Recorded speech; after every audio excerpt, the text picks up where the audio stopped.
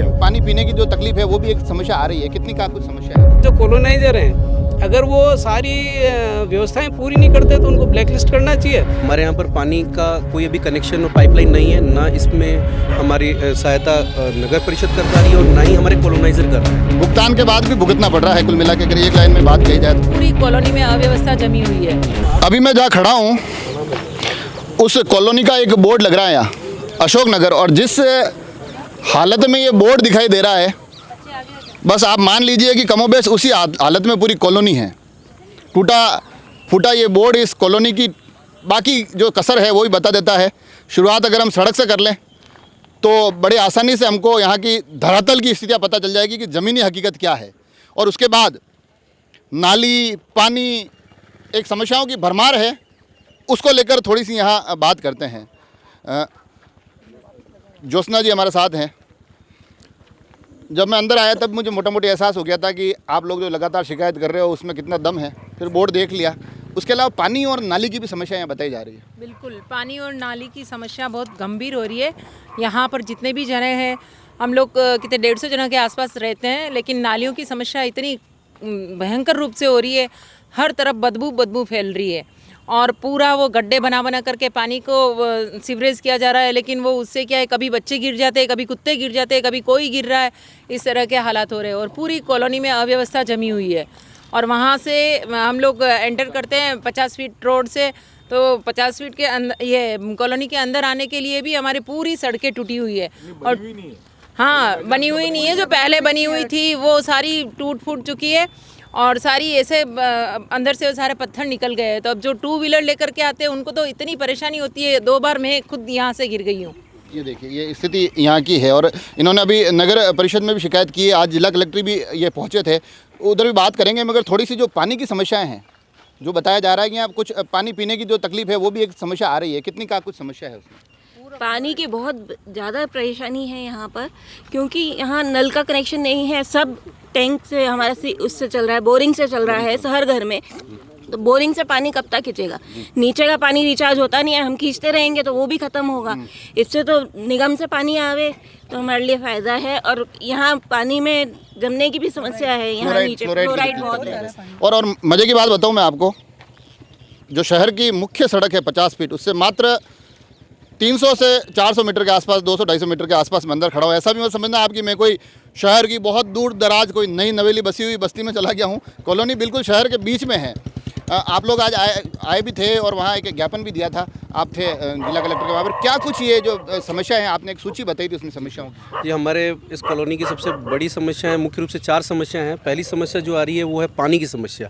हमारे यहाँ पर पानी का कोई अभी कनेक्शन और पाइपलाइन नहीं है, ना इसमें हमारी सहायता नगर परिषद कर पा रही है और ना ही हमारे कॉलोनाइज़र कर रहे हैं। कॉलोनाइज़र, हम जब नगर परिषद जा रहे हैं तो वो ये कह रहे हैं कि ये काम कॉलोनाइज़र का है, सड़क बना के देना, बिजली के खंभे लगाना, हमारी सीवरेज के लिए नालियाँ बनवाना, पानी की पाइपलाइन बनवाना, ये खंभे लगवाना, ये सारी जिम्मेदारी हमारी ये कॉलोनाइज़र की है।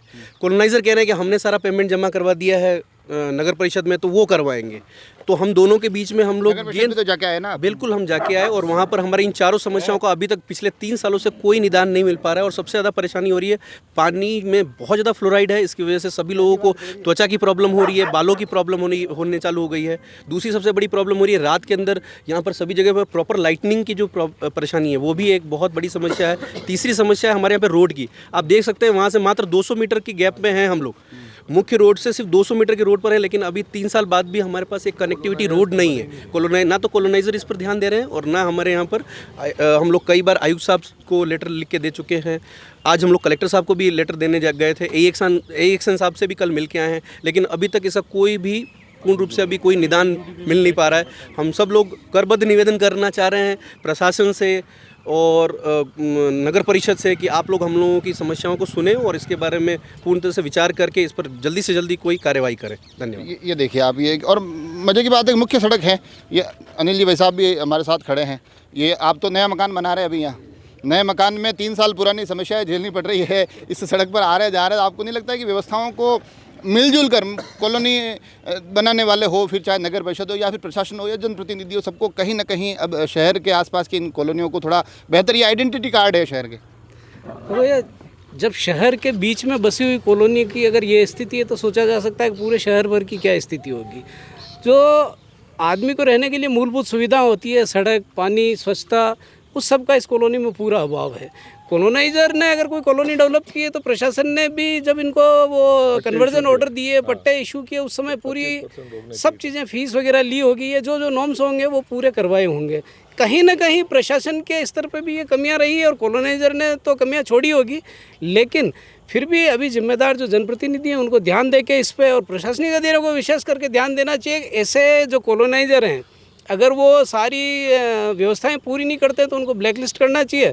भविष्य में ऐसी कॉलोनियाँ डेवलप नहीं हो, ऐसा ध्यान रखा जाना चाहिए। और जो कॉलोनियाँ बन चुकी है उन पर तो कम से कम प्रशासनिक अधिकारी और नगर निकाय जो है उसको अपनी जिम्मेदारी का निर्वहन करते हुए, क्योंकि जो आज 100 से अधिक परिवार बसे हैं उन सबसे मकान बनाने से पूर्व अच्छी खासी फीस ली गई है, उसमें सारी तरह की फीस वसूली गई है, तो विकास में जिम्मेदारी से पीछे नहीं हटना चाहिए। मतलब भुगतान के बाद भी भुगतना पड़ रहा है कुल मिला के। अगर एक लाइन में बात कही जाए तो अब आप कलेक्टर को ज्ञापन देने की जो आप कार्रवाई मेरे को सुनने में आ रहा था, क्या कुछ कब ज्ञापन देंगे और क्या कुछ निवेदन करने वाले हैं? कल छुट्टी है तो परसों हम ज्ञापन देने के लिए सब जने जाएंगे और उस ज्ञापन की कॉपी नगर परिषद और भी जो संबंधित विभाग है, जलदाय विभाग वगैरह सब जगह देंगे, क्योंकि जलदाय विभाग वाले बोल रहे हैं कि मतलब हमारी कॉलोनी के लिए नल की व्यवस्था का कोई उनके पास सूचना ही नहीं है। और कोई हमारे, और जबकि 2 महीने पहले 3 महीने पहले ही अखबार के अंदर आया था कि अशोक नगर को हमारे यहाँ पे मतलब स्वीकृत हो चुकी है, और जबकि स्वीकृत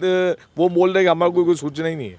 जबकि पास में जो सही विहार है वहाँ पे जलदाय विभाग ने ही वहाँ पे जो नल लाइन है वो दी है सही विहार के अंदर। तो देखा आपने, मतलब पानी की व्यवस्था डगमगाई हुई है, फ्लोराइड की समस्या बताई दी है। जलदाय विभाग द्वारा जो एक व्यवस्था होनी थी, अब फिर वो चाहे जलदाय विभाग करे, नगर परिषद करे, जनप्रतिनिधि किसी भी मद में करवाएं, प्रशासन किस तरह से करता है, मगर पानी तो मूलभूत आवश्यकता है, सड़क का हिस्सा हम देख ही सकते हैं। तो स्थितियाँ कुछ ज़्यादा बेहतर है नहीं। और कमाल की बात यह है कि जो अनिल जी ने कहा कि भुगतान पूरा हुआ है मगर फिर भी भुगतना पड़ रहा है, और ये भी वहाँ भुगतना पड़ रहा है जो कॉलोनी शहर के बीचों बीच स्थित है। तो इन हालातों को सुधारने के लिए प्रशासन, नगर परिषद, जनप्रतिनिधियों सभी को एक तंत्र बनाकर एकजुट होकर कहीं ना कहीं ये अशोक नगर, जिस प्रकार का नाम है ना, अशोक नाम जब जब आता है तो थोड़ा एक पुराना प्राचीन काल में देखा जाए तो बड़ा ही एक व्यवस्थित और बड़े प्रबल नाम आता है, तो कुछ वैसा ही नज़र आए तो हमें भी खुशी होगी।